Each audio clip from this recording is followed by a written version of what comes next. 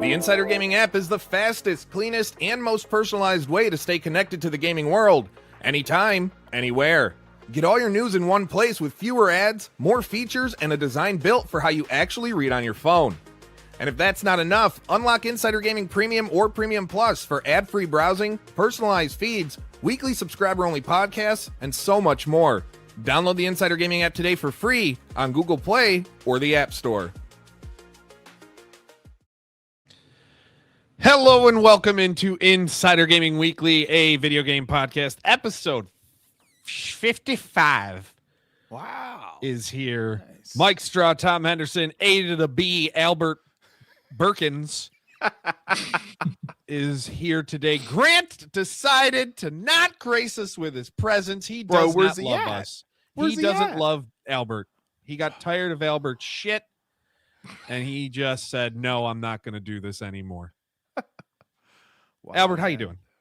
I'm doing great, Mike. How are you? How was your week, my friend? Nothing eventful happened, period. No, nothing not at all, at right? Not at No, all. Yeah, absolutely nothing. Nothing eventful has happened over the last couple of weeks. Why we didn't have a show last week or anything like that. Tom, I don't think anything happened with you either, did it? No, I was just dying from GDC. The cough is still niggling, so if I do mute the mic mid-sentence, I do apologize. But yeah, nothing's really going on. We're not planning anything. We're not doing anything. We're just strolling along and getting shit done. We're just going through the motions, baby. You know? Not just going through the motions. Oh yeah, that Insider Gaming Showcase coming May 28th on all of Insider Gaming's platforms. Today is the last day as we're recording this, and we're airing March 20th. There's 4 more hours from the time we are live at this minute for developers to submit their games. We have had over 250 submissions. We've already done some interviews. We've gotten some stuff. We have a big show planned May 28th, 3 p.m. Eastern, 8 p.m. in the UK, 12 p.m. Pacific. We are getting the summer festival started with a bang, with show games from studios that are either looking for funding, looking for publisher support, both crowdfunding, whatever, that deserve to have their games seen. We have a goal to get 1 million wish lists across these games for every game on the show. Once we have them all locked in, we will be getting a Steam event up. We have a lot going on. It's been great. And we have, you know what? We'll dive right into that because that is why we were at GDC last week. We didn't have a show last week because we came back. Tom started to get sick. I had the travel return from hell of planes being delayed, causing misconnection flights, causing to be sitting at an airport for 7 hours until I finally got put on a plane. Jeez, and it taking, God knows how long to get home. So we didn't end up having it last week. But we were at GDC for a great few days, interviewing a number of really impressive people, impressive studios for games for the showcase. I don't think I went in. It started out very stressful. The first night I kind of lost my mind because we were having audio issues, which thanks to our great editing team are able to sort out. But it settled in and we had some really great conversations. Yeah, I mean, it was probably one of the better times that I've had at a conference, to be honest. I think just the amount of diverse projects that we're going to be featuring, the amount of diverse people and backgrounds and their stories of how and why they got into the particular project that they're working on now. Some people have obviously been doing this for a long time. Some have left big studios. We even had a very impromptu interview with a bunch of college kids who actually came up into the suite and had an interview. Gaz literally just bumped into them down in the lobby, and it was just one of those really feel good moments. And even right now, I've got goosebumps just thinking about it because they were so passionate and excited and that's amazing. So thrilled that an outlet was giving them a chance, so to speak, right? and it was just a really feel good moment. And the game industry is tough, man, and to see that excitement is quite rare. Yeah, and yeah. when Gaz said he was coming upstairs with a bunch of people, we thought it was like the kids. I'm going to call them kids because to me they are, but to the young developers. And then we thought maybe the next people are coming, like Darren was coming to hang out and stuff like that. And then no, it was everybody from that. It was 8 of these college kids, college students who decided, you know what, let's do our own thing in this industry. And 3 of them were talking with Gaz, and then the rest were just watching what was happening, and like just the joy, like Tom said, the joy of it. It was so cool to see, and it kind of validated what we're doing. Everybody we spoke to, you could tell there was this passion behind what they're working on in the games and the hope in the industry. And it kind of like that was kind of my overarching feel of the whole thing. Like a lot of people had hope for where the industry is going and what's going on, but surrounding this hope was like this dark rain cloud called desperation, because they know exactly where things stand right now. And a lot of people, I mean, GDC did not have as many people as had in years past. Lowest turnout in, I think it was a decade or something like that. I think they said, or maybe 20. I can't remember what the exact thing was. Over a decade, but a lot of that had to do with, the current climate of people not wanting to come to the United States, the cost to come to San Francisco, the cost to even go to GDC and get a ticket, and then GDC itself. The final day, I only went to the show floor once. Yeah. And that's all I needed to go. It was nothing. And this kind of will segue into the first topic too nicely. It was nothing but AI this, AI that, AI this, AI that. That was the whole show floor.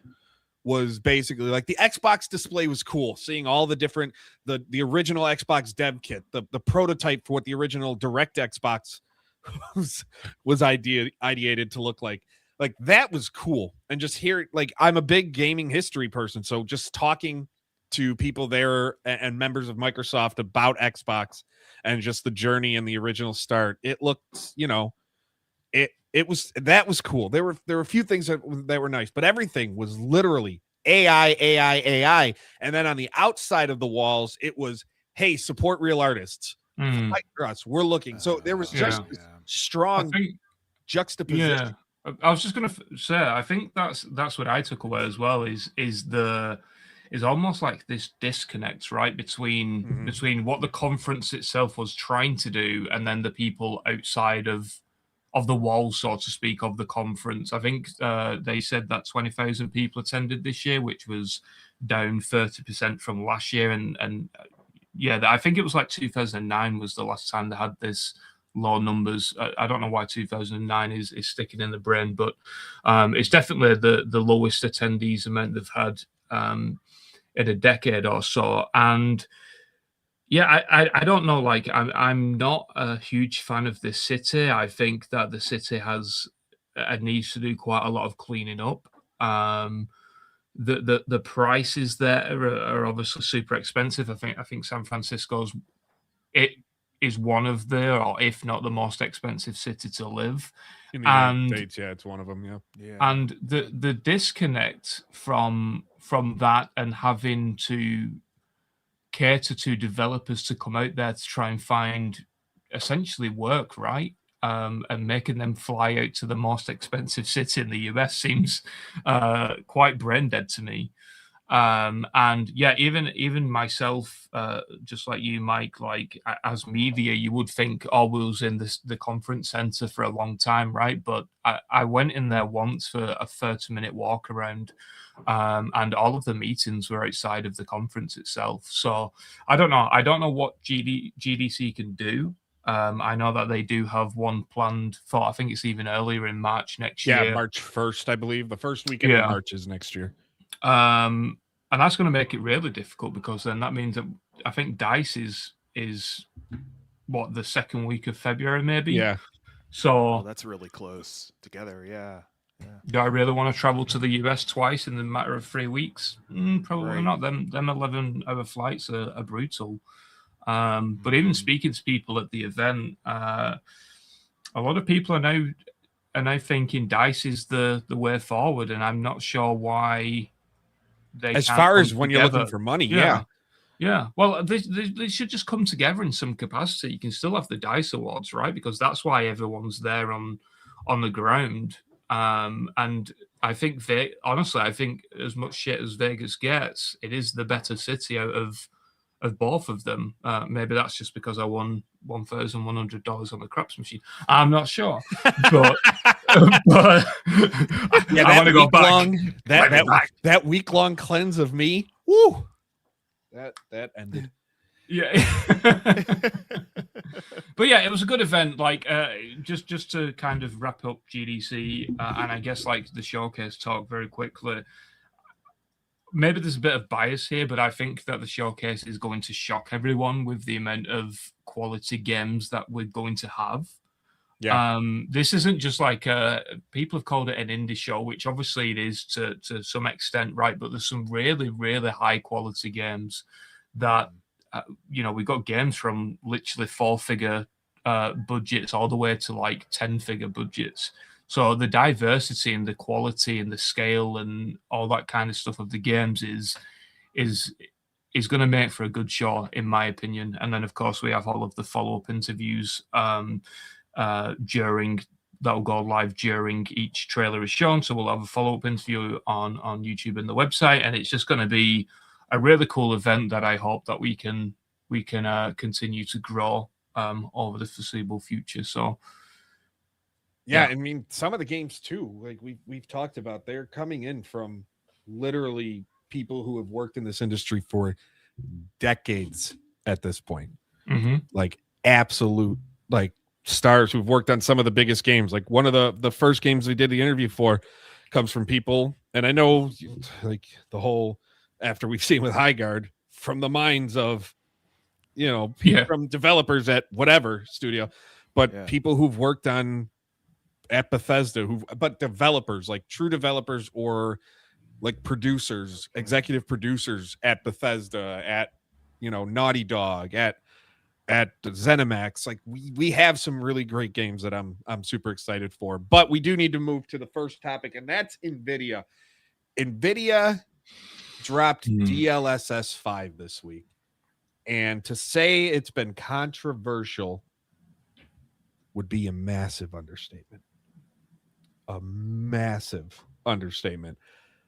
It was literally to the point where they showed off Resident Evil 5 and even Capcom. I mean, you had reported on it, Tom. Capcom was pretty taken aback. As you said, developers at Capcom tell Insider Gaming that the announcement and publishers' involvement were particularly shocking, as Capcom has previously been historically very anti-AI, with projects such as Resident Evil Requiem and other unannounced projects in development.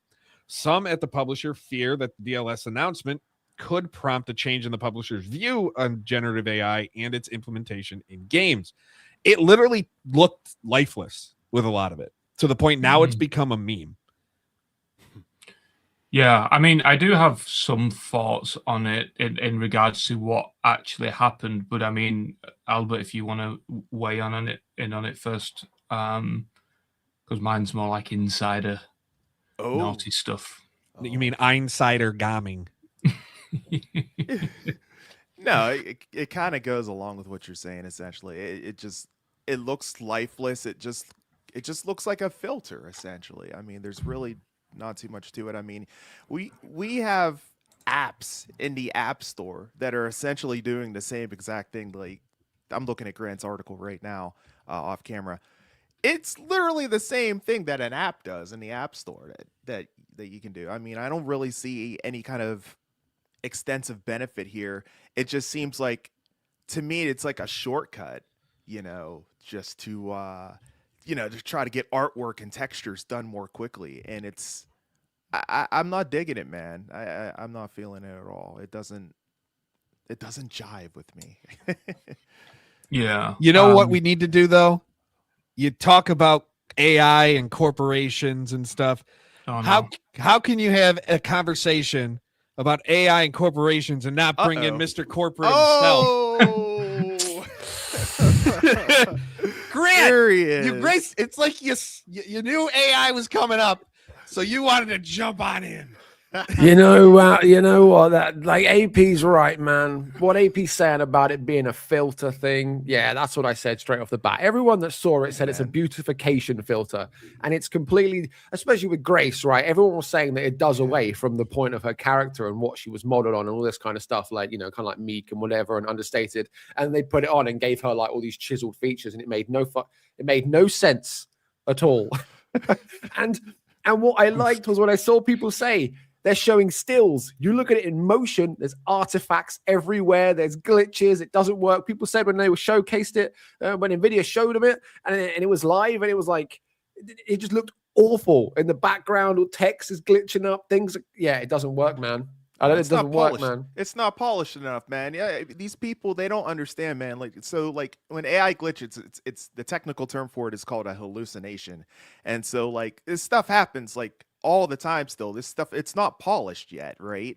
But they're just like, it looks good enough to me, no one's gonna notice that, and they're just like pushing it out, and it's just like, man, people are spotting this stuff, and it does not look good. It just doesn't look good, man. But you know what? Saying that, I didn't realize how far they'd already gone when they're talking about 4.5 rendering. What was it? 24 out of 25 frames are AI generated or something, or whatever the stat was. Forgive me if that's not right. Even that blew my mind. I was like, I didn't know that.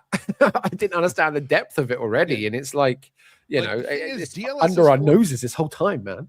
DLSS 4.5. Like, so I had a briefing with Nvidia and a bunch of hands-on stuff at GDC, and DLSS 4.5 was a lot. We talked a lot about GeForce Now and talked a lot about delay and networking, because I'm very into the networking thing. I got a story coming up on that, on what they told me, likely sometime next week.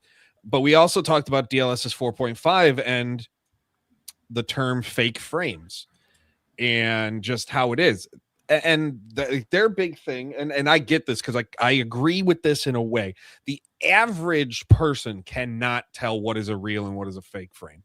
The average player is not going to notice. This DLSS 5 and so DLSS 4 and 4.5 look solid. But it also doesn't replace shit. It adds it. It doubles and recreates what's already there. DLSS 5 is literally replacing what an artist had intended. And it is, to me, that's where it's a step too far. Andy left a comment with regards to DLSS 5 art cry. How much is justified versus how much is simply everyone seeing negativity and simply agreeing with the negativity while actually liking it? I think it's a mix of both, to be honest. But with this, I think a lot of it is justified solely because it is, in a lot of ways, it replaces the work that artists do. And I know studios can go, well, we want DLSS, but we don't want 5 in our game. Like, go 4.5 and be done with it. Like, that can be done. It'll be interesting to see how many agree to do this when you're hiring and paying these artists thousands upon thousands of dollars to make these assets, and then you're just going to use a filter to plastic them. They just look plastic. Yeah. Yep. Well, I think that's the issue, right? Like, obviously, I reported on the fact that, I mean, everyone knows that I speak to a lot of people at Ubisoft, but I also spoke to some people at Capcom, and there was a few other, let's not call them outliers, but there was a couple of other developers at some of the other, I think 9 studios have agreed to this DLSS 5 stuff, and a few more developers from a couple of those studios reached out as well. And from everything that I've heard is that, yes, obviously the companies and the developer studios have agreed to implement this in their pipelines, but this information hasn't yet been relayed to the artists. And as of Wednesday, it still hadn't, right? So there's obviously a lot of confusion about how this is going to be properly implemented. I think quite a lot of people have an understanding that maybe this is going to be some kind of slider or whatever where you can DLSS5ify it to the max if you want. Yeah. And there was an artist or two that were like kind of willing to wait, right, and see later in the year what it's actually going to do for them in the game. But I think the big takeaway for me is that Nvidia have obviously done this and released this and thought it looked good, and that's like the biggest takeaway from me. Like it doesn't look good. I think the Starfield ones in particular looked absolutely awful. It just completely ripped away the whole game, right? And it just didn't look good to me. Who's playing music? What the hell? Oh, Michael! Oh, Michael! Mike is so bored. He's just having to crank up. He tried to be real tunes, subtle man. about it, man. He's drowning us out. And now he's muted himself. Oh, it's all. Can't hear it's you. all Looks like going I'm the well. new host of Insider Oh, Gaming. no, I muted myself too. I'm the host now. I did everything man. wrong. What was playing? Some rock track. I couldn't figure it out. I was trying to unmute my mic and I hit on the mixer. I've got like the 4 button board and I didn't label them. And I thought I hit the unmute and I didn't hit the unmute. And It like faded in a little bit, so I thought you were trying to do a bit. I thought you were trying to do No, something. Yeah, that's what I Not thought too. I intentional. was like, he's gonna have something to say here. Like, no, Oh, not intentional at all. Complete gaff. What a big dummy. oh, that's Yeah. I've brought shame and dishonor on my family and my cow.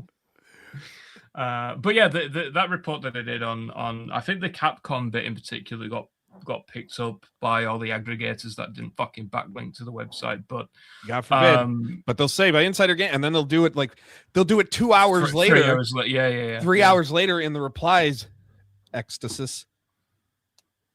Yeah, I'll out them. I'll out these people.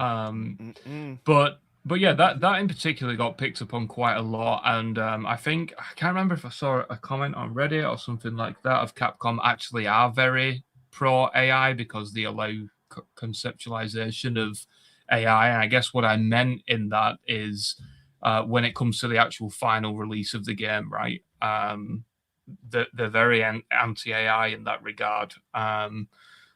Even Requiem didn't have any AI in it or whatever, and now it seems like potentially that could be changing. So, I mean, I understand the fear, right? And again, going back to the GDC conversation, that's all that GDC was, just AI, literally everywhere. How AI can help you make your games faster, how AI can rip food off your kid's table, how AI can burn the world, like over and over again. And it was just disappointing to see. That would get exhausting after a while. Like, okay, can we talk about something else? Like, I don't know. Yeah, we. I think the interest. Yeah, I was just going to say, but I think the interesting thing is that everyone that we actually had conversation with wasn't talking about AI though. Yeah, it was just only talking the about companies. yeah. So it just proves the disconnect. Yeah, definitely. It's insane. But we can totally talk about something else. Let's move on to layoffs. Crystal Dynamics, their 4th set of layoffs in a year. Ubisoft continues to ruin everything by gutting and ending development at one of the most legendary studios of the last 30 years, Red Storm Entertainment, the creators of games like Rainbow Six and Ghost Recon, 2 franchises that have shaped their genres in more ways than I think people understand. And now Red Storm is done. They are being kept on. The people who there as an IT and Snowdrop support studio. We are now at 42 known sets of layoffs, nearly 1,800 confirmed jobs lost, with the real number being over 2,000. That when it comes to what I know but hasn't been publicly made available yet. Oh my. It's not getting better. But the Ubisoft one, like I was hoping, hey, you know what? We didn't have a show last week, maybe 2 weeks without talking about Ubisoft would be a good thing. And then they go and drop this, and it's just a continued mess of a situation at Ubisoft, to where the Crystal Dynamics thing, I do wonder what's going to happen. Embracer just keeps, they do theirs little chunks at a time. They did their Tripwire one earlier this month, so they've had 2 different sets of layoffs so far this year. They kind of, that's what they like to do, just 20 here, 30 here, 40 here. Ubisoft with Red Storm, over 100 people are losing their jobs, and it just has people questioning what the hell is going on. Like, the more they keep doing this, the more they're getting ready to just start selling off, that talk gets louder. Yeah, I mean, so we'll go to Ubisoft first, because I think this is the more devastating one for that team, right? I think Red Storm Entertainment's been around for 30 plus years. Yep. 30, yeah. And they're basically shutting down the entire, like, I call it the gaming division, right? Because there is still going to be some engineers working on the Snowdrop engine. And they was working on a hell of a lot of stuff, and I can read out everything that they were working on just so people have a bit of context. But essentially, this was a studio that was kind of being used when it was needed. Let's just say they wasn't firm on one individual project. So they was working on Rainbow Six Siege's seasonal content. They was working on quite heavily on Ghost Recon OVR, which is the next mainline Ghost Recon game. They was working on Brawlhalla. They was working on Beyond Good and Evil 2. They was working on Slice and Dice, which is a smaller Rainbow Six game. They was also working on Splinter Cell. They was working on the audio for Division 2, conceptualization for the Division 3. There was also working on support for the Watch Dogs Director's Cut. And I was also working on another project that's kind of in the conceptualization stage that hasn't been announced yet as well. And why their Scully Mott just decided to get rid, right? But in all seriousness, I only said that because I saw the comment from Fuzzy. But in all seriousness, this is a part of Ubisoft's, I guess, from well, it's not even that yet. So from the end of this month, there is going to be another cost-cutting restructuring of, I think they want to save another 100 million. So this is still the second round yet, right? So when April 1st comes around, they're then going to do the next cost-cutting measures to save the company another 100 million euros. I believe it's over the next 2 years. Honestly, this is the beginning of them cutting entire teams. And I think that's a criticism that a lot of people have had for Ubisoft as well, because they're not doing very precise cutting, right? They're just cutting entire teams. And what we're going to see with the likes of Red Storm and how that's going to affect the pipeline of games, they was doing a hell of a lot for Ghost Recon OVR. OVR is meant to release in the next 12 months, from what I understand. And now they're going to have to downscope and figure out what to do on that game, so that the final product might not be what it should have been, because they've just done this massive layoff without really thinking and looking into it. And then, of course, there was I think they was working on the level design for Splinter Cell. So I'm not saying that project's necessarily in danger, but Splinter Cell's a project that's gone way over budget, as it already is. And obviously, when projects go over budget, it means that they need to then make up for a lot of that cost with more sales. And if for example, Ghost Recon OVR has had a lot of content cut and it doesn't sell well, then they're going to have to do even more restructuring. So it's a bit of a domino effect that we're seeing. And over the next 2 years, whereas Ubisoft is concerned, I think we're going to see a few thousand more layoffs, unfortunately, from them. So that's kind of where it's at the moment, unfortunately. It's so I'm so tired of it. I just want 1 week where there's good news with Ubisoft, but it just doesn't seem to ever happen at this point. I don't think it ever will. Once it's well, they have to release games. Yeah, that's the they got to have studios to do that. Yeah, I think I do. I think I think that Black Flag is going to be a success story for them. We're less than a month from that being revealed. They need it bad. I think that will be a success story, but the issue is what determines success for Ubisoft these days. They've internally had a very strong history of giving quite aggressive sales targets, right? Like Star Wars Outlaws is one that missed their internal expectations by like 70 or 80% or something stupid like that. And if they're anticipating Black Flag to do, I don't know what the number is, but like 10 million, I don't think it's going to do that within the time frame that they want. It might do 6, 7, somewhere around there, but we'll just have to wait and see. But it seems like there's still darker days to come yet from Ubisoft. It just, So sorry, go ahead. Yeah, I was just going to say, and like at the end of the day, it's all Eves. It's Eves, and he just doesn't. He doesn't want to abandon the ship. He's going to let it go down, and he's going to hold on to that wheel as long as he can, which is just super unfortunate because a lot of good people are losing their jobs. Yeah. And it's not just there. Go on, AP. Sorry. No, you're good, Mike. I was just going to say, and that's just it. He refuses to sell off the IPs. It's just going to be like a slow train wreck, that we watch over the course of the next few years. But man, if you're working there, man, God bless you. Like for real, like you got guts to be, at Ubisoft. I never thought that I would describe Ubisoft as a ticking time bomb, but that's just it. Like any studio under them right now is exactly that, just a ticking time bomb. It's just, I don't know, what a conundrum to be in. But yeah, there we go. Yes. At least Beyond Good and Evil 2 isn't canceled yet. I think that game's going to shock people. Yeah. Okay. No, I genuinely do, and I'm gonna.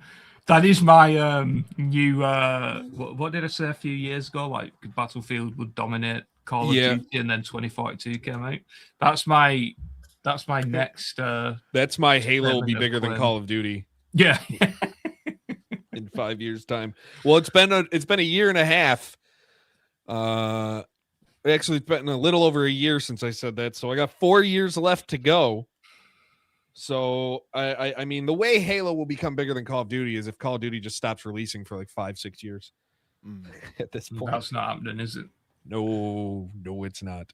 But yeah, you talked about AP. You're God bless the people who are still working at Ubisoft or whatever. But at the same time, where else are they going to go? People are going to stay where they're at until the shoe drops because that's true. It's so hard to get out anywhere. It's so hard to get in anywhere, I should say, that you're kind of, unless you know you can go on your own and succeed, you're not going to go anywhere. I mean, I know developers who have literally got a job lined up, but they just love and adore what they do, that they don't want to leave. And I think quite a lot of people know when the writing's on the wall, right? So they've got a job lined up, and they just say they're gonna stick to game development for as long as they can, and then they're just gonna have to jump ship. But there's so many people leaving the industry at the moment that we're losing a lot of really valuable talent. Before we move on to topic number 3, Cosmin Stonian asks, "Hi guys, recently there have been some commotion in the GTA community about news possibly coming in April. Have you heard anything? We're starving." So haven't heard anything, but logically it would make sense if we get news before mid-May when the next earning reports come out. The year-end earnings report is in May. It would logically make sense we get something around there, whether it's just, confirming that the release date is still the release date, or we get new screenshots, something. Like, logically it would make sense. And that's based on just... Yeah, I think the original rumor came out from apparent discussions around GDC, but I wasn't privy to any of such conversations. I don't know if you were, Mike. But I'm still sticking to my guns from what we said a few weeks ago, is that I don't think they're going to release the next trailer until actual summer, which would be August? July. Yeah. Or July, yeah. But literally a day before their next earnings call. So whenever. Oh yeah, May and then August would be the next one. Yeah, they go. Yeah, I know a few it's people. August, November, February, May. Yeah, I know people said that's probably too late, but listen, they can do what they want. It doesn't matter when the trailer comes out. You're all They don't have. it. That's the They thing. know it. They don't have They to don't release have to a release trailer. a damn thing. They didn't, wasn't there an interview or something with Strauss, and he was like saying that everyone over the age of 18 is going to play this game? Like, there was, I can't remember exactly what he said, but it was something like that. They're so confident that it's like, if you have the platform to play it and you're over the age of 18, how are you not going to play it, kind of thing. I think that rings true a little bit. I can tell you how, if you release the game and it's over $100 goddamn dollars, I'll buy it for you, Mike. But you have to stream it for 24 hours. Oh my god, I don't even think I could stay up. That's light. That's light, man. The GTA game, that's light work, man. You just immerse yourself in that. That's light work, man. No, immerse myself in a story mode I probably won't finish, because I don't remember the last GTA story I finished. Wow. Like I said, once I got GTA 5 online, once I got GTA Online in GTA 5 and that unlocked, I never touched the single player again. Not once. Such a good Yeah, but story. didn't it come out like campaign. when did GTA multiplayer come out? I don't know. Like a month after the game came out. Yeah. No, you should have completed the story. I didn't get it at launch. 4 times over by then. Complete the story in launch weekend, man. Yeah, no, I didn't even get it at launch. Man, remember the I had to wait because it was my senior semester in college, so there was no way. That yoga mission, man. Fuck that yoga mission. And that was all mocaps, man. That was all motion capture as well. They put him through the ringer for that one, man. Yeah. Fwank man.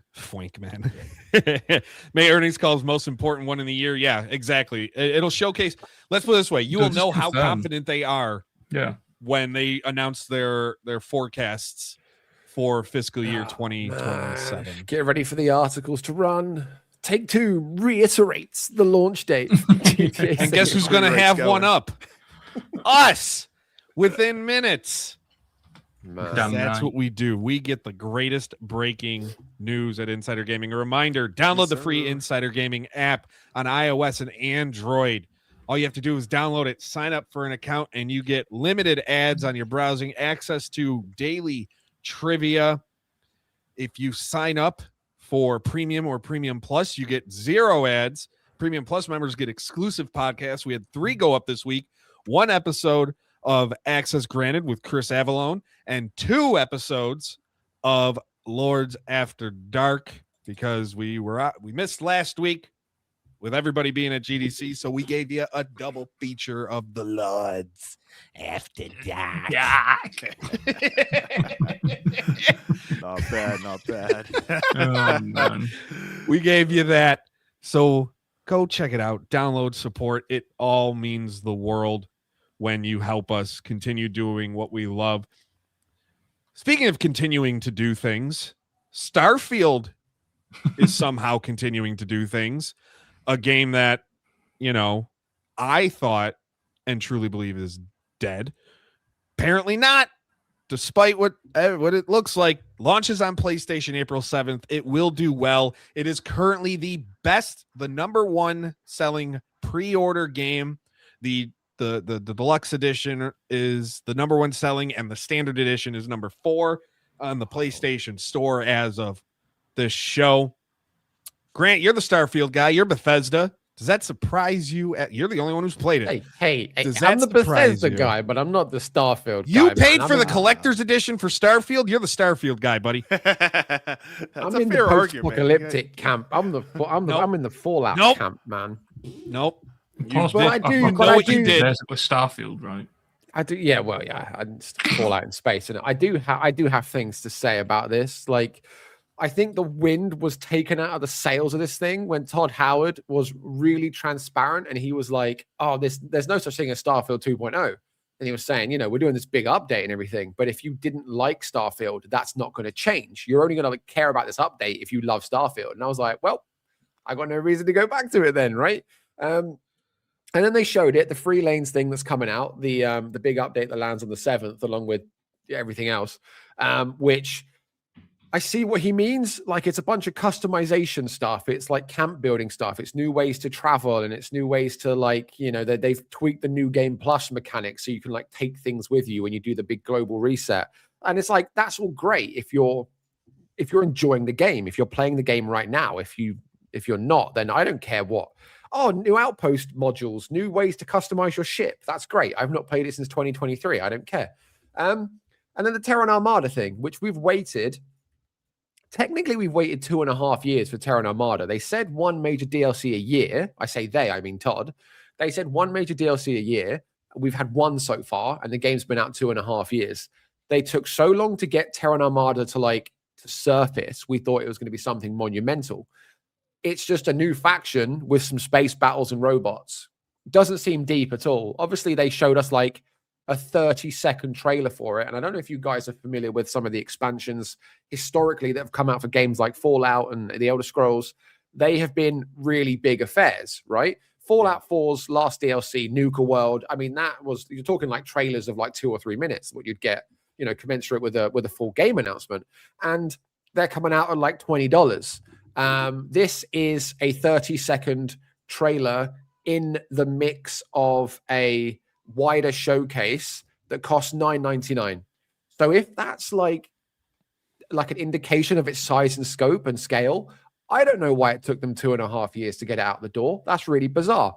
I thought the announcement would do what some announcements do, where it perks people up and makes them want to play it again. They're like, oh, this is cool. I'm hyped now because there's loads coming.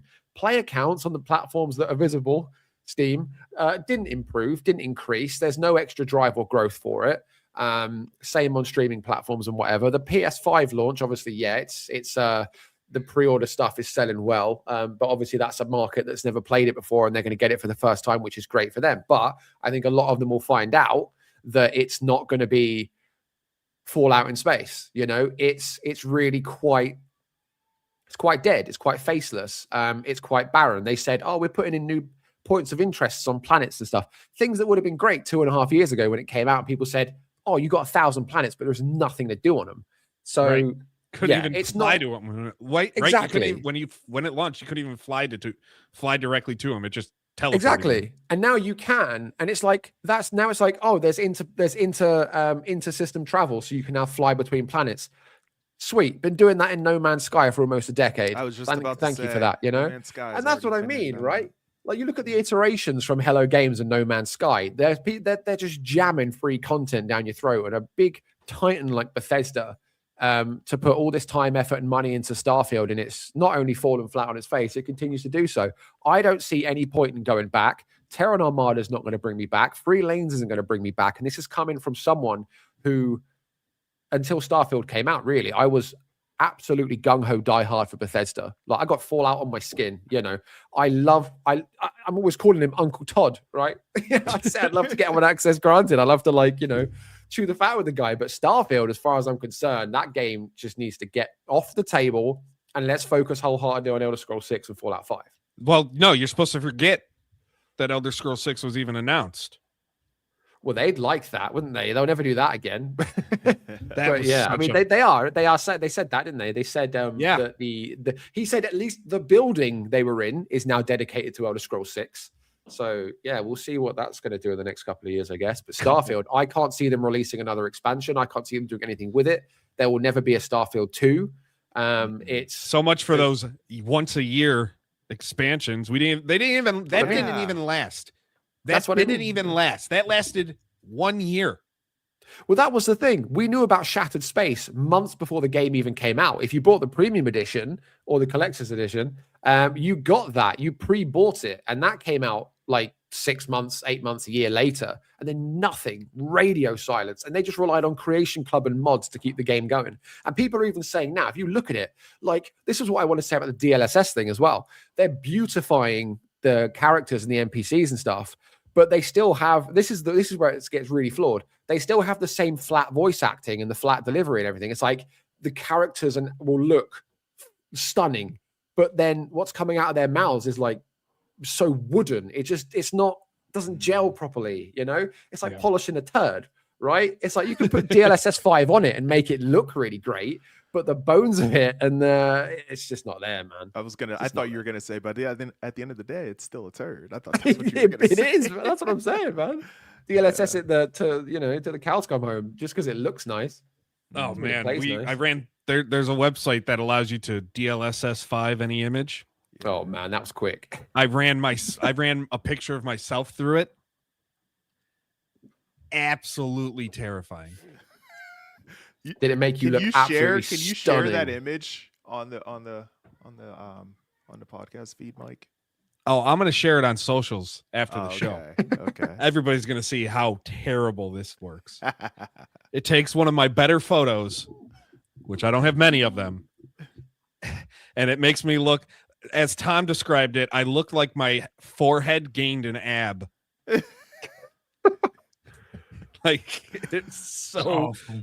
Yeah, it's so. It's in the podcast chat. You can view, you can see it. In the, is it literally just the DLSS5.com? No, I don't remember. I think I put it in the podcast. Yeah, chat it's in that too. It looks like there might be a couple of meme generators. For it. DLSS 5 anything it's called. Yeah. There's a couple then. It's absolutely horrifying. Absolutely horrifying. Topic number 4. I don't even know at this point. PlayStation Network is going away. Kinda. Tom, you reported on Thursday that the PSN, was it Thursday or was it Wednesday? It was Wednesday, not even Thursday. That PlayStation is phasing out the PlayStation Network branding. It's already begun too after you had posted. If you try and go to PlayStation status, if you go to the PlayStation status website, it no longer says PlayStation Network service status. It just says PlayStation status. So it's already has started. An announcement hasn't happened, but it literally is just the PlayStation Network is going away in branding and name only. And that, it's just going to be PlayStation, which kind of makes sense. It's just PlayStation. Everything's PlayStation. Oh, PlayStation Game Pass. Oh, the greatest of minds. The greatest outscooper is just outscooped you. But yeah, I mean, there's nothing really much to say about it, to be honest, apart from like getting rid of the name. Like big whoop. Like next topic. Yeah, everyone refers to the PlayStation Network as PSN, anyways. I mean, and that's going away though. I mean, people will still call it PSN. That's the thing. Yeah, it's still going to be called it. Like when the PlayStation Network goes down, people are going to say PSN. The PlayStation didn't go down. I can still play the console, maybe. Actually, no. With today's the way games, I guess you'd you'd just say like PlayStation services has gone down, wouldn't you? I guess. Yeah. So yeah, it's not like, I think people, despite you having the full email and sharing it and all that stuff, I think people were looking some were looking far too into it. Yeah. Obviously. I mean, isn't it like Xbox is technically the same thing, right? Fuzzy.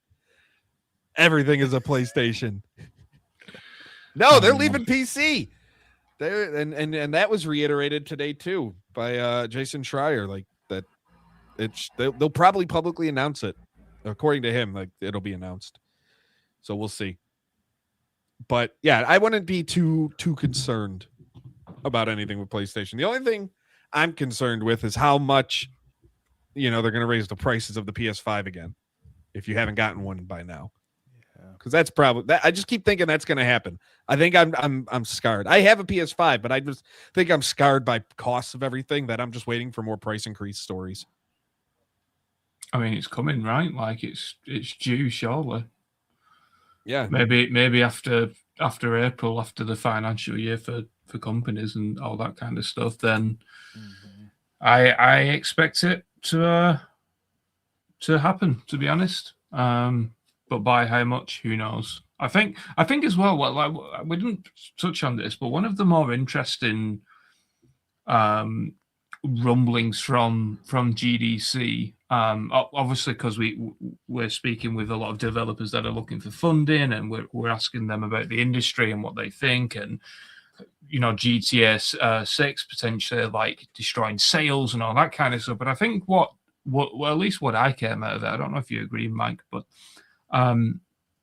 there was a lot of people actually very optimistic about GTA 6's release, because it's going to get gamers back into the market. It's going to sell more consoles. It's going to 1000%. get a lot more people back into gaming, which I found like a quite an interesting way to look at it, rather than we're going to have to delay our game X, Y, and Z. Like, people were looking forward to it and championing for its success, which was pretty cool. I think, I think it's going to prove too what I keep saying, and that games sell systems no matter what people think. Yeah. And this is going to move so many PlayStation 5s. And notice how I just said it's going to move so many PlayStation 5s. No one's going to go out and buy an Xbox for this. They'll go out and buy a PlayStation 5 for this. If you have an Xbox Series X already or Series S, you'll get it for that. But no one's going to go out and buy an Xbox console, I don't think, for this. Yeah. Does GTA 6, has this been confirmed yet? But does GTA 6 have PlayStation marketing rights? Because they usually do, right? I don't know if it's been confirmed, but I know like GTA 5 did. Yeah. I mean, if Xbox could get it, probably be a good win for them, but I don't think they would. And yeah, I don't know. Like, maybe shall we do you want to touch on the Project Helix stuff at GDC? Because obviously we didn't pick up on it. Yeah, we did. We did have Project Helix. I completely blanked on that because it was, to me, a nothing burger. Like, the story here is Devkits coming out by the end of 2027. The alpha versions of them will be in developers by then, but that's the alpha version of Devkits. I still don't see this console coming out until 2029. Like, maybe they want it out in 2028. I think anything 2028 and sooner is way too soon. But who knows with this pivot back to bringing Xbox back, whatever the hell that means.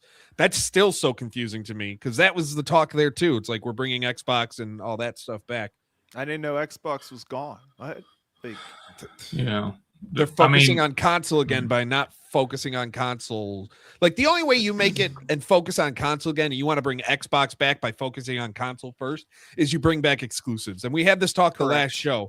Like, if you're not doing that, you're not working to bring the console back. That just is what it is. And you're not making a console.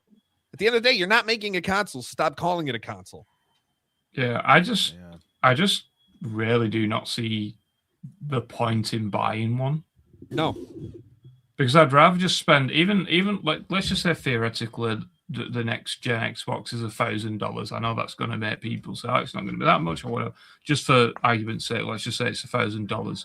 I would rather just pay another $500, have a beefier PC, have all the capabilities and usage of said PC, streaming and all that kind of stuff, and browsing the internet in an easier form and all that kind of stuff, and just get a PC. Like, I think the counter argument was, well, you're not going to be able to play your backwards your library of games on the Xbox platform. It's like, well, I don't have any games on Xbox anyway.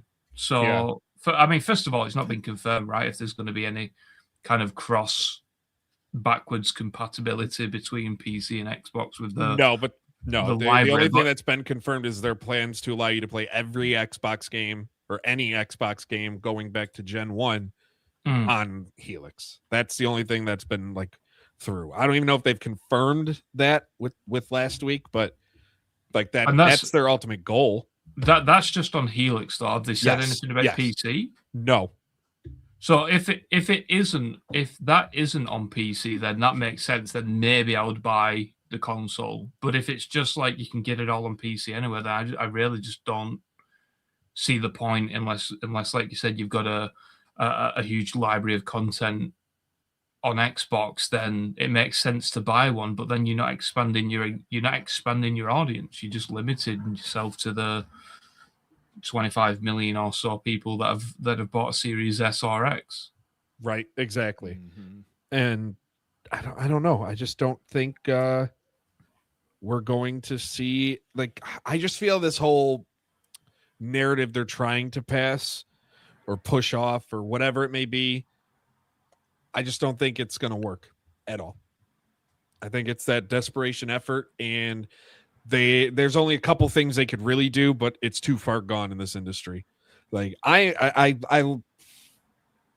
want them to come back. I really do. But I just don't see how they do it. And maybe someone smarter than me can explain to me how they can make it back. Like, because there are a lot of people hopeful for Xbox. A lot of people we know Exclusives that we talked last week. Like one of the dinners we had was literally what we sat there for like 4 hours, and two hours of it we're talking about what Xbox can do. Like that was. I was just drinking. I was you were just drinking and eating 2 bites of your dinner. But hey, he was thirsty. He was thirsty, right? Right, Tom? Yeah, totally. Yeah, I'm also anorexic according to everyone that I eat with, because I don't finish my food. Like, I've just got a bad habit of not finishing. But God, you would have never been allowed to leave the dinner table in my house. Oh man, the plate's got to be clean. Yeah, well, yeah, you just give me less food, then you prick. But no, like that was the conversation. What are you gonna do? And yeah, to me, again, not to keep harping on it, exclusives are the way to go, but we know it's not happening. We know it's not happening. Yep, I was gonna say that's the only answer is more exclusives, and but they're too focused on this whole service branding stuff. Yeah, it's too far gone. I do love the fact that they removed all of. What was that? What would be big enough? They bring back exclusives. What would be a console shifter for Xbox? Even if it was 100% exclusive, what's going to really, really make everyone go, I need an Xbox? A new IP or something. Elder Scrolls, Call of Duty in a few years. I don't know, though. If they were to take Call of Duty first party and exclusive, my God. How long do they have left? They've got 7 years left of the deal, right? Yeah, something like that. They might want to pull the trigger. But yeah, like generation. No pun intended. You probably will get people boycotting it and wanting to buy an Xbox. Elder Scrolls, I think, could be that game. Fallout 5 could be that game. I think what people miss with Xbox is that they have a phenomenal portfolio of games and IP and developers. And I think that it wouldn't be one single game, right? But I think for Xbox in particular now, they're having a really good, like big-ish game every 2 or 3 weeks released.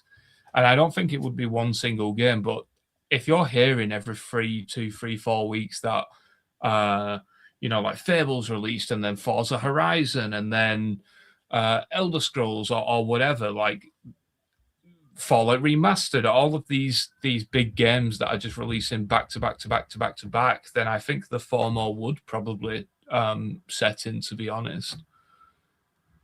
Yeah, I think they just do that with they lean on that with selling Game Pass subscriptions, like you get it as part of Game Pass, and that's the big trick there. But yeah, like we say, the exclusivity thing, I know that's gonna happen. Yeah, it's not, like, at the end of the day, no, it's not gonna happen, no. Like, I'd put it at a 5% chance. I never want to say there's 0 to anything, but I'd say 5% is probably the highest I could go with it happening.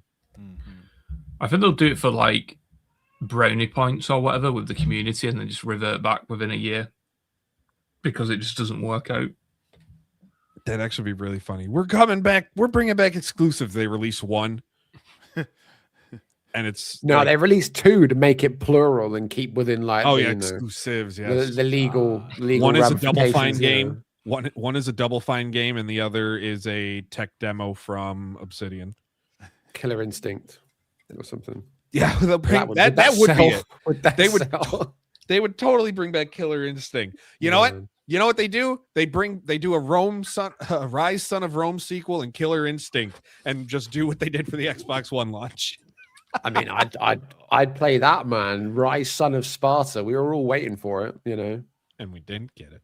I did really like Son of Rome. That was really a great liked game. that game. Really good, really nice, short, punchy. Yep. Graphics were insane. You know, it was such a good showcase for what the console could do. It was a back then. perfect launch title. Yeah, It was, a yeah. perfect launch title. Think for of that. I mean, the Xbox One. launch. I remember the launch stuff they had was fantastic. I think I came home with like Dead Rising 3. There was Rise, Son of Rome, Forza Horizon. What else was there? There was some more. There was definitely more than that. But I remember it being like a really. I think I had Battlefield 4 because that had just been released next gen as well. I think it was such a good slate of launch titles. I mean, obviously, I got a Connect in the box as well. That's another thing entirely. But I had the greatest launch title ever when I got my PlayStation 4 on launch day. oh, was it Knack? It was Knack. It was Knack. Knack, baby. Knack. Knack was so good. Yeah, man. Knack That was on all the pods, like the demo pods in the stores and stuff. Everyone was playing Knack, man. Knack was so good. I bought it I just was like, yeah, let's see. This is a new game. It's a new IP. Let's go. New console. Let's start out strong. And then I played Knack. I'm like, I need more of this. Like, unironically, I enjoyed that. And then Resogun. Resogun was a solid digital only game too. Yeah, That was a good one. launched. Yeah. You remember Octodad? Octodad, I really dug. That was It good, was man. it was so confusing to get used to the controls. It was so confusing. The show's gone off the rails now. Now we're talking about Octodad. Had a lot of topics and we just cruised right through them. Yeah, I was looking at the time and I was I like, know. I'm like, I- we're I definitely just- near the end. I just opened the podcast channel then to see like what else we're going to talk about, and it's like we're done. I know. We've become too efficient. We've become great. We've treated it like an hour-long radio show. We turned DLSS 5 on. Doing more with less, Yeah. or whatever they're doing. That's what the LSS stands for. Yeah, I mean, well, It doesn't stand for deep learning super sampler or sampling. Did you? Learning less? Did you learn about DLSS 5 at GDC? No, it was all about DLSS 4.5, but they hinted that something was coming like this month. But they Okay. didn't say what was coming this month. They just said, and we got something major coming this month. But they probably touched on it to some people, but I wasn't one of those some people. But I mean, even still, there wasn't a lot of like embargoed coverage, it seemed, for that announcement. And I wonder if that's because they knew how it might be how the response to it might have been. Mm-hmm. Yeah, and the fact that the developers didn't know about it yet. Don't Yeah. forget that bit. Yeah, that was the thing. Do you want to touch on? Has anyone played What about Crimson Crimson? Desert? Done it. I've Keep done it copying me. again. Yeah, I've not Do you played know it, so what? I don't I've know. got it. Sorry, am I cutting you off completely? You sound No, kind of go on, quiet. I go don't know on. if you're saying Go on. something. Yeah, I have it. I have it installed. I haven't started playing it yet. Thanks, Pearl Abyss. I haven't started playing it yet, but I will because you know. But I think it hasn't done as good as I thought it would. Right? Obviously, we had the whole thing about their stock coming down. The whole like investor dumping that everyone was talking about when it crashed by 30% after the reviews came out, and Which is it's sitting hilarious. on- That to me proves like I know people say, Metacritic doesn't matter and graded scores of it, but the people with the money seem to Yeah, man. still care. That's it. The aggregation, man, it makes waves. But 78 is lower than I thought it would be. But then, I mean, even our review, Charlie did a great review, really, really nice, lengthy review for it on Inside Gaming. He gave it a 7, and he was saying that like it looks great, big open world, inconsistent, some overcomplicated systems. There's a lot lingering in there where it's obvious it was going to be an MMO, and then they've had to redesign some elements for it. Well, I don't know. They got trains and horses and all kinds of things. I have elephants as well, but like everything I've seen about it, it just looks like the craziest mishmash of things imaginable. The puzzles look weird. I see a lot of people saying it's harder than you think it is because there's no difficulty levels or whatever. But there was that guy, that streamer dude. I can't remember what his name is. He played it for like 10 minutes, couldn't do it, rage quit, and switched it off. And I see a lot of people saying like they're not expecting it to be as tough as it is. And apparently the controls are janky as hell too. So I was just looking at the numbers now on Steam. It peaked. It was going up so fast. It was rocketing up last night when it went live. It peaked then at 240,000 and is at about 200K now. Streaming, it rocketed up as well. It got almost 500,000 viewers on Twitch, which is about right, I think. There was like, you had Asmongold playing it, and he had like 70,000 people himself. That's his kind of game, right? Now that's gone down, petered out to about 200,000. But like Steam, it's just the reviews aren't reflecting very well. You're looking at 59% positive reviews right now on Steam, which is, straight bang middle of the road. So I don't think they've got this like incredible success on their hands that people think it was going to be. I don't know what's so people saying game of the year contender. It's not that. No, there was a lot of people talking at GDC. We were talking about Crimson Desert, and a lot of people kind of had the same concerns as what Charlie had. Yeah, like I think the big thing too is, again, he gave it a 7 out of 10 on our scale at insidergaming.com. You can go to insider-gaming.com/review-policy. A 7 out of 10 is a very good score for us. A 6 out of 10 is a good game. A 7 out of 10 is very good. Not every game, we don't really give out 7s or higher quite often. Like if you look at our reviews, we do have a nice mixed bag of our opinions and what we think. But yeah, like the 7 out of 10 is still good. We're still lower than the aggregate score. But yeah, I didn't think this game, everybody was thinking it was going to be in the 90s or high 80s. Yeah. I didn't think that from the thought. Like it didn't look like a game I would play. So it's hard for me to give an opinion. I played it last year at PAX and it looked beautiful.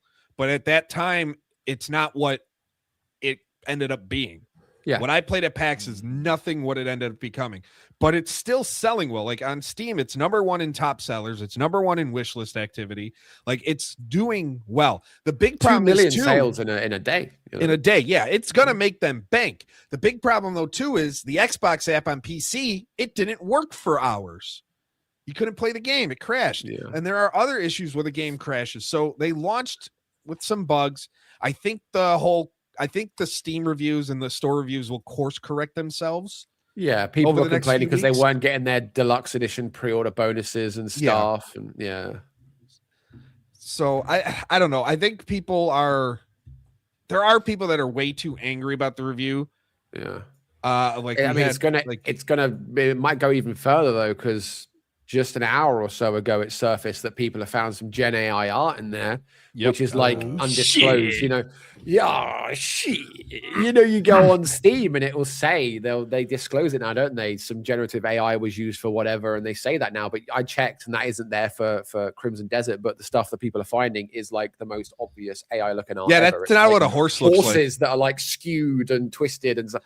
But one hand with 4 fingers, one hand with 3, with 5 or something. Yeah. 6. I think the issue, I mean, again, I've not played it, but I think the issue with this game for me and for probably a lot of people actually is obviously it's hard, and I think that we're now in an era where people want to just pick up and play. Yeah. But I think that the major thing that's wrong with it is just the length of the game. Like, isn't it like 110, 120 hours? Yeah, to for completionists, it's like 200 or something crazy. Because I saw someone review it and they were like, "Oh, it took me 8 hours before it finally clicked." 8 hours. Nobody You're wants stuck with to a do game that. that's not clicking for you for 8 hours. That's crazy. That's the length of most campaigns these days. I can't do that. Nope. If a game does not click with me within the first 2 hours, I'm done. It's a DNF, Yeah. Well, I mean, listen, like we say it for like our video content and our social content, and I mean this has been the thing for years, right? We're in the information age, and if you can't captivate someone within 5 seconds, obviously it's different for a game. Let's just say 30 minutes to an hour, you've lost them. And now because within that time limit you can get a refund on Steam or whatever. Even more so, right? Like Steam actually incentivizes people to have games that are captivating off the get-go. And I don't know, like, to have people struggling within the first 10 minutes to have I don't think you can do control binds or anything like that at the moment, and there's some issues with leveling up certain things, and it conflicts with the controls, like some very basic QA stuff. You're just going to lose people. It's going to do well. It's probably going to get. It's probably going to do 10 million plus, right? Yeah, at least. I think by next week they'd have sold 7. You'll get like the Chinese crowd and stuff will puff it up, like the South Korean market and stuff. But I think it's also super complex as well. I think every piece of gameplay, every snippet I've seen of it, I could not tell you what on earth is going on. These massive puzzles, and then suddenly they're flying through the air, going through checkpoints, and then there's something to do with like the mini games are apparently like really bizarre and stuff. And then there's some guy walking around carrying a cat, and I'm like, I don't understand what I'm looking at. And I hear Crimson. Do you know what? It wasn't until like a week ago I even like cottoned on to this game, because I was like, Crimson Desert, that's game that's coming out. Everyone's, I couldn't told you a thing about it. And looking at the trailers and soaking it up and reading the releases and stuff, I still can't tell you much about it, because it's like it's a new thing. Like, fair enough, if you're familiar with like Black Desert Online and whatnot, you would have been familiar with this. It's like apparently there's some some similarities between it, and there's some stuff pulled over. But like Pearl Abyss, again, they weren't really on my radar. I didn't know too much about them. And I think people, that's a harmful thing as well. You got people like, they just don't get what they're getting into. People approach it like, oh, this looks like The Witcher or something, and it's not that at all, and they just get thrown straight off the bat. And that's I think that's why I will play it. I will absolutely play it. I'll probably play it today after this, actually, now that I know it's earlier than I thought it was going to be. But I will 100% give it a go, and I'll see what we're saying. But I don't like challenging games, so we'll see how far I get with it. I think with this too, one of the things that a lot of people told me, and again, I can't give my true opinion on it because I haven't played it. It's not fair for me to sit here and go, I think this and I think that about this game. But one of the concerns that a lot of people have had is it tries to do so much that it doesn't do anything great. That's it. It does a lot of things good, a lot of things okay, but it doesn't do that one thing great that really puts it above the rest. It doesn't do combat the best. It doesn't do open world exploration the best. And that seems to be the prevailing narrative that I'm reading. And I try and read when these games come out. I read our reviews and I try and read other outlets' reviews, most outlets' reviews. And some are going to like it. It's going to be their cup of tea. Some aren't. And obviously that's a good thing about reviews and opinions, is people are allowed to have different ones, which they can even have different pronunciations, right, AP? Absolutely, they sure can. The gray man, isn't it? I think the diverse, like the scale was crazy for this though. Like you had 4s and 10s, and how that fits on the same page just blows my mind. How could it be so divisive that you've got people giving it a 4 out of 10 and a 10 out of 10? That to me is so. I think the 4 out of 10s. Correct me if I'm wrong. When you see games like that, when you see reviews like, generally hovering around the 7s to the 8s to the 6s, and then you have somebody coming in with a 2, 3, or 4. That to me reads, we want to be talked about. Well, we've had examples of that. We've had very clear examples about that very recently. I can't remember the game. What was the game? It was the one that used AI, and they bagged on it because of AI. Oh, I know exactly. I feel like I feel like I shouldn't be forgetting this game. And they gave it like a 2. Yeah, and everyone slammed them for it. It was Eurogamer. Yeah, I can't remember what the game was though. Was it Ark? Ark. I think it was Ark. It might have been Ark. Yeah, Ark Raiders. Yeah, it was one of them. But like that, they said, "Oh, they gave Ark Raiders a 2 out of 5." Yeah, exactly. And that was that blew up in their faces. But I mean, they got no such thing as bad press apparently. But yeah. Oh well. Yeah. Oh well. Nice input there.